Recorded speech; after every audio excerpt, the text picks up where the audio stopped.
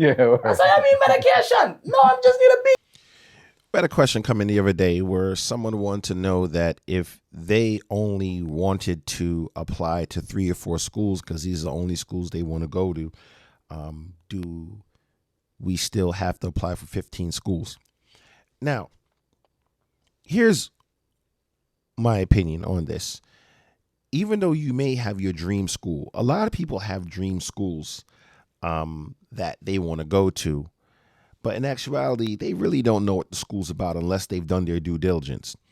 And a lot of times you do have that. You have people that want to go to schools because they heard that they have good parties, or they heard that they have good cafeterias, or maybe they want to go because a friend of theirs is going there.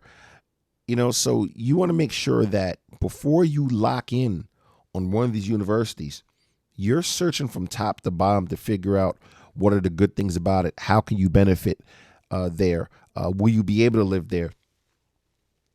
I always give a story of my mother who, for example, when she was younger and she just emigrated to the United States, but she graduated high school early.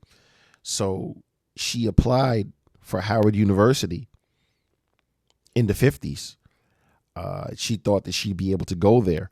And at the end of the day, my grandparents weren't able to, get her to go there. But the funny thing is that she just really didn't know how to go about it, but she just knew that she wanted to go to Howard University.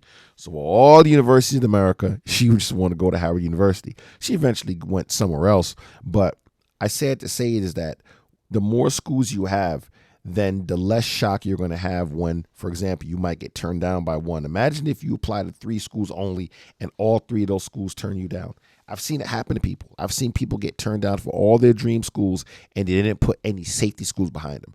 Remember what the safety schools are. The safety schools are maybe some of the schools that have rolling admission and they'll admit you with the lower GPA as, let's say, some of those other large universities, because some of those universities want you to have 4.0 grade point average, and they're not taking 2.5s and 3.0s. All right. So a lot of these schools are different. They are very selective. All right. So pick about 10, 15. Let's go through them. Pick 5 you would really like to go to, maybe your dream schools.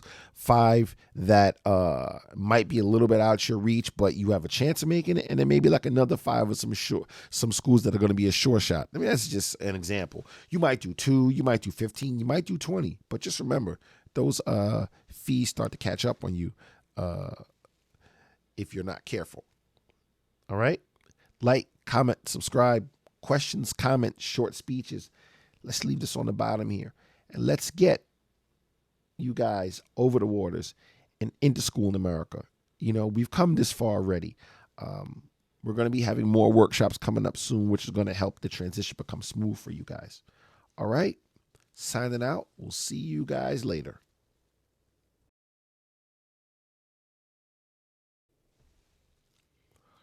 You're not going to be able to sit around and just do nothing.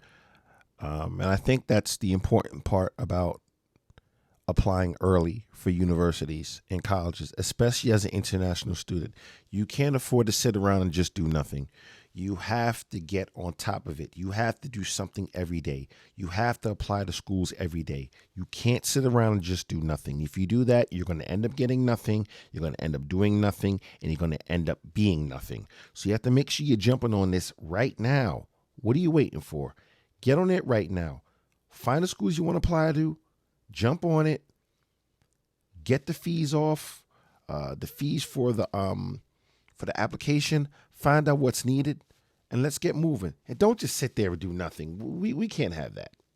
That thing then. Yeah. I say, I mean medication. No, I'm just